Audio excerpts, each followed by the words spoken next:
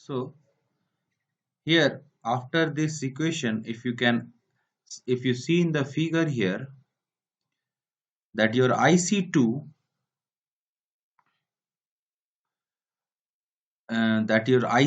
is nothing but IC2 is equal to ICB2. Okay, B1. So ICB1 is your equal to IC2. So I can write IC1 plus IB1, right? That is equal to alpha IA1 IA plus alpha IK. Now, talking about your SCR, if you talk about an SCR 4 layer and a gate current is there. So your anode current enters, gate current enters. So you will get cathode current. So I can write cathode current for our equation of your, you can say that KCL. If I put it KCL in the circuit of your SCR, I can write cathode current is equal to anode current plus gate current, right? So in place of cathode current, I can write anode current plus gate current, right? Plus ICBO. So I am combining these two ICBO in a single ICBO. Okay. So this is nothing but a leakage current only. So finally, what I can write, and this IC1 and IB1. If you have seen a BJT, this is a BJT, and for a BJT, IC IB is equal to IE, right? So the current, what you can say that the IE current is the sum of IB1 plus IC1, right? So in place of IC1 and IB1, I can write IE1, and check about IE1. What is IE1? So IE1 is nothing but I anode current. Okay. So finally, what I can write here, that your anode current IE is nothing but your anode current, and anode current is equal to alpha 1 plus alpha 2 anode current. I'm just simplifying it, plus alpha 2 gate current IG plus ICBO. Okay. So finally, what I can write,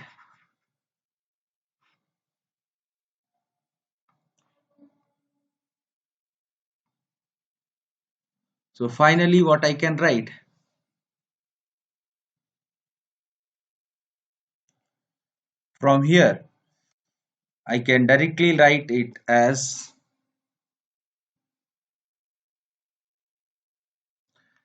I have got the equation IA is equal to alpha 1 plus alpha 2 IA plus alpha 2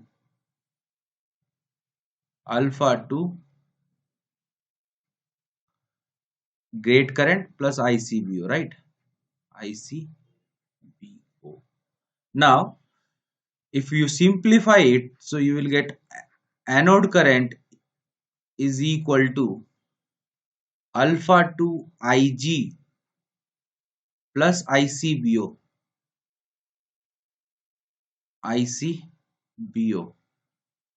upon 1 minus alpha 1 plus alpha 2. So this is the transistor analogy, two transistor analogy, and you will be getting this formula.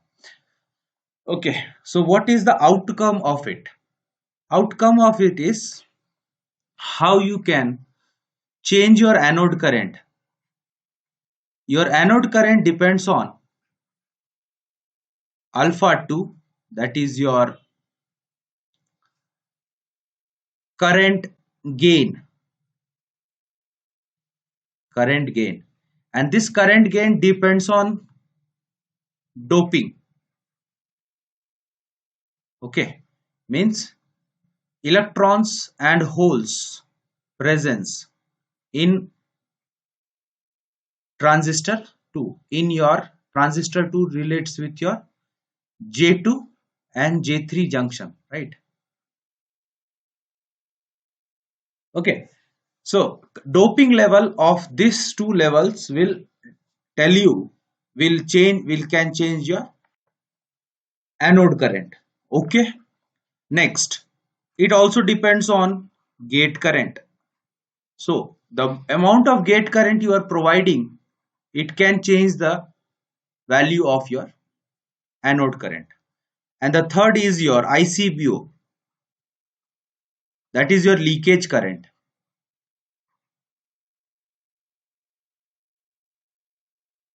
Okay, now from here our main aim was to turn on the SCR. To turn on the SCR, what we require? Your anode current must be greater than latching current, right?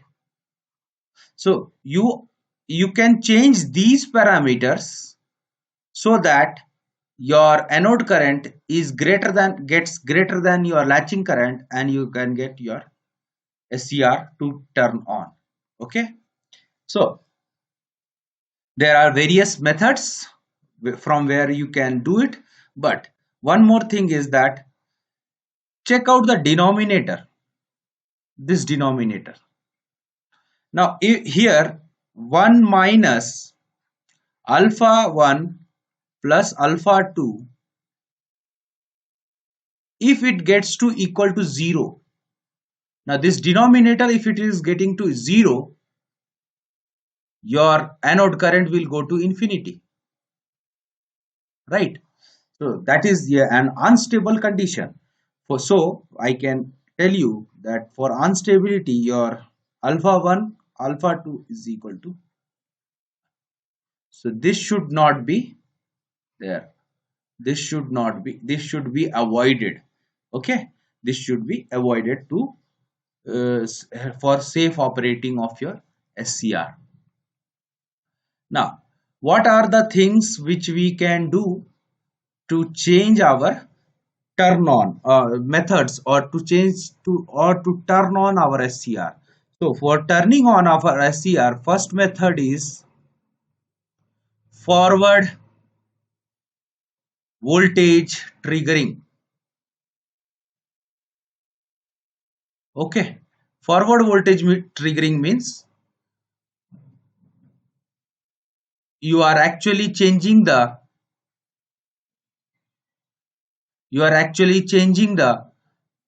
forward voltage, that is your anode to cathode,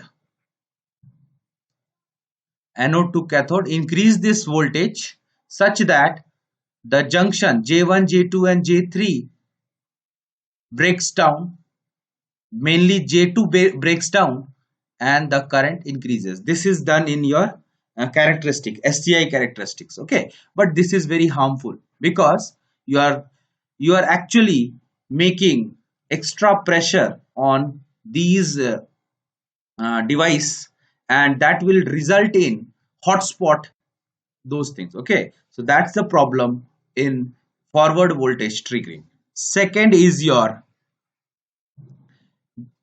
dv by dt triggering.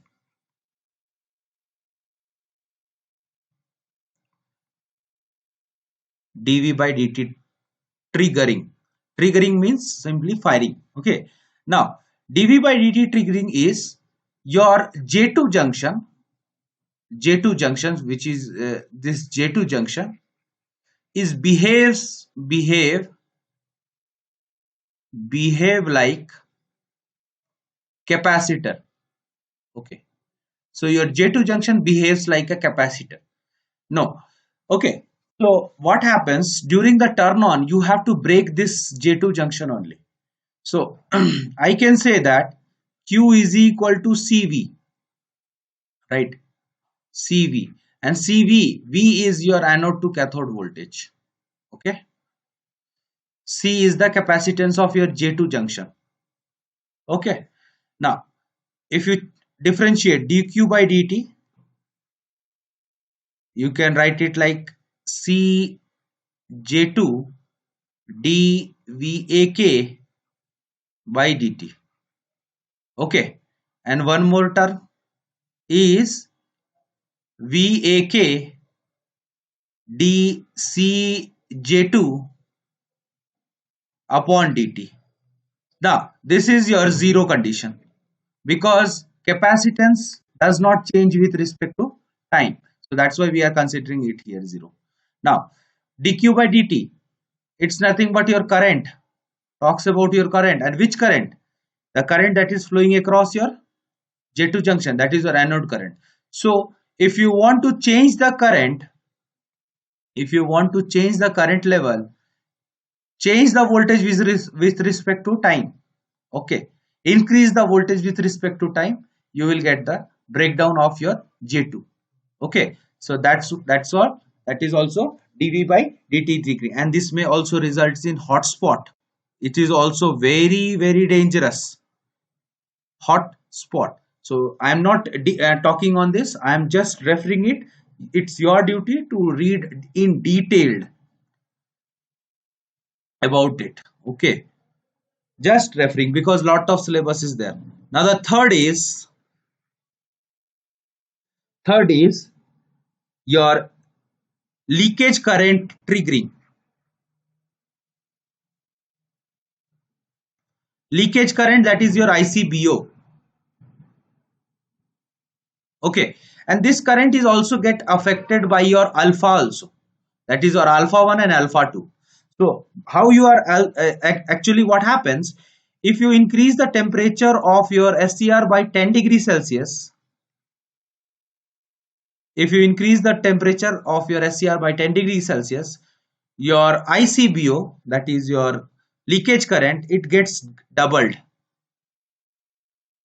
ICBO gets double for every 10-degree rise in the temperature.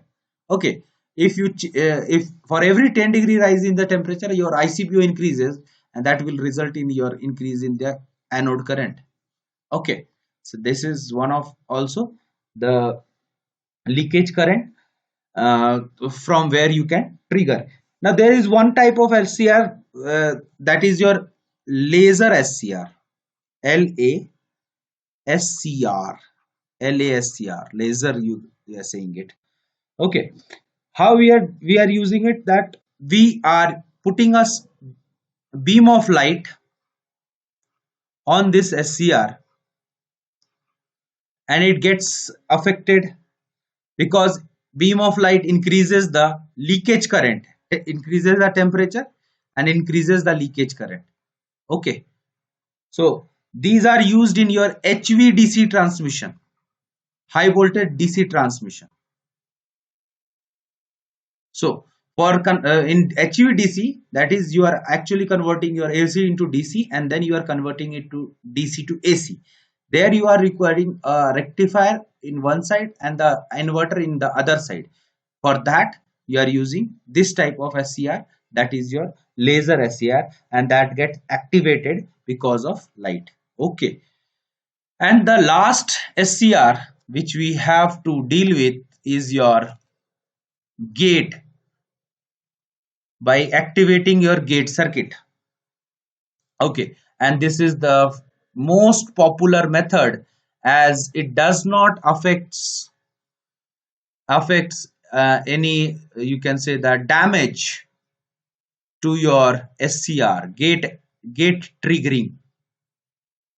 Okay, gate triggering, we are actually putting an external circuit to that gate triggering, and you can turn it on.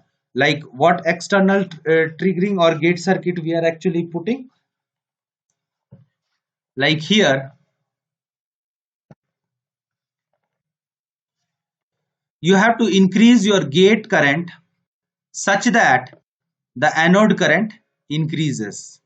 Okay, You have to increase the gate current such that your anode current increases.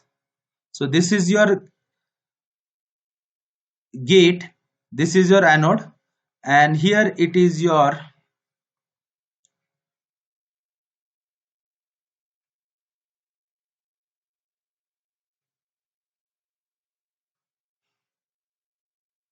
okay.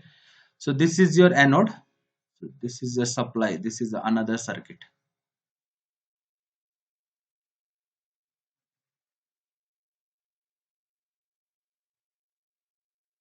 Now this is the gate circuit, and if you give the gate current to this, there will be a J2 breakdown, and J2 breakdown will result in your gate current increment, anode current increment. So this is the how you can do it. But for gate current, we are actually using your microcontroller, and then we are giving it to driver circuit. So this is actually a driver circuit.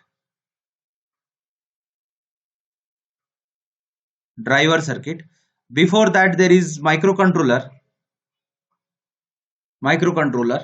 You have to program this microcontroller, and you have to generate the gate pulse will be like this. Okay, now this gate pulse is of 5 volt. This gate driver circuit increases this 5 volt to 12 volt upliftment of your voltage, and this 12 volt is given to your gate circuit. This is how your gate triggering occurs. Okay, so let's do it some numerical on the basis of your gate, and then only you can understand how gate is important for our SCR.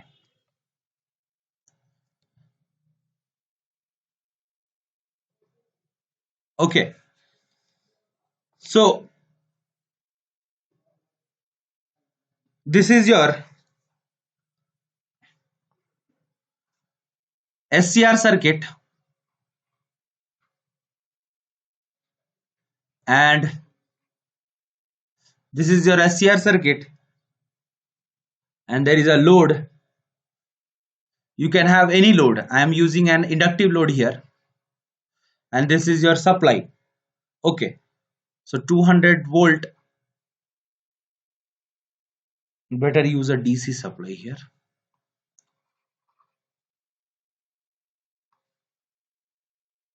Now I am using a DC supply of 200 volt, and this is an inductor of 0.2 Henry. Okay, 0.2 Henry. Now what happens? The latching current of this SCR,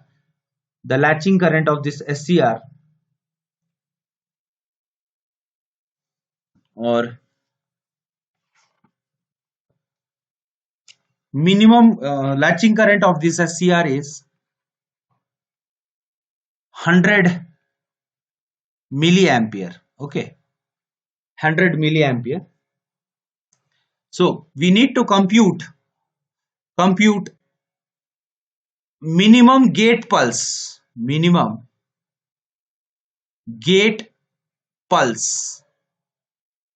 gate pulse to turn it on. Okay, minimum gate pulse to turn it on. So how you can turn it on? I have already told that by using your gate circuit, and the gate circuit has a SCR, and the gate circuit has your, you can say that the gate circuit has a microcontroller, and there you have one more, your driver circuit, and that driver circuit makes the current higher than the voltage.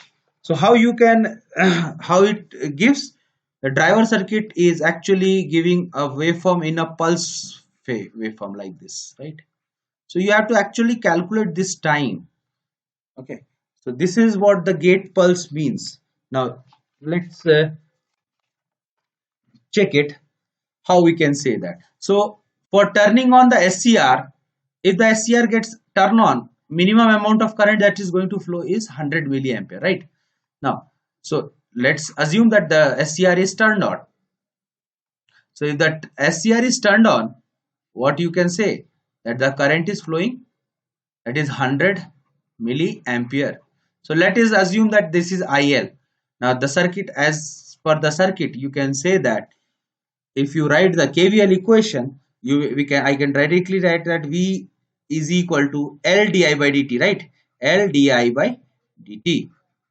Now L di by dt, V is the voltage of the supply, L di by dt is the, so I can say V dt is equal to V upon L into di, and you have to integrate both sides. So what you can say, V upon L into T. So there will be some constant, but I am ignoring that constant, and here I. So what you can say is that is your I of T. So how much I of T you require? That is your 200 milliampere. How much voltage you are supplying? That is 200 volt. How much inductance is there? 0.2 Henry into time. So this is the pulse width you are going to calculate. So that pulse width will be, I think, T is equal to 10 into 10 raised to the power 10 raised to the power 3 seconds, or 100. I think it will be, just calculate it. So this will be 1000, and this goes here, this goes here. So finally you can say that it is 0.2 millisecond. 0.2 millisecond. Okay, so this is 0.2 millisecond. Do I have done? Yes, I have done some wrong here. What wrong I have done is that I have to take the value of, sorry, this is okay. If you integrate it, this is okay. I have to take current of, okay. So if you integrate it, you will get I of T is equal to V by L into T, right? And I of T, this is your how much? I think this is 0.100 milliampere. Sorry, this is 100 milliampere. Voltage is your 200. L is, inductance is your 0.2 Henry. 0.2 Henry, and time. So if you use the formula, you will get, this is our 100. This is goes down, and 0.1 millisecond. 0.1 millisecond, that is your 100 microsecond. 100 microsecond. Now try this problem. If I change the load, two loads, try this for, if I change the load for 20 ohm resistance and inductance, resistance of 20 ohm and inductance L is 0.2 Henry.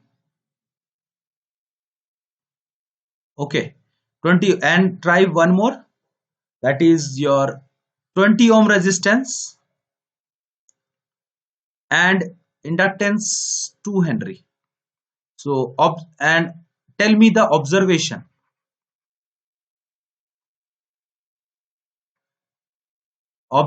regarding T. So try this. If you have good command in your digital transient circuits, you will be able to solve this. Okay, I'm ending it now. Okay, thank you.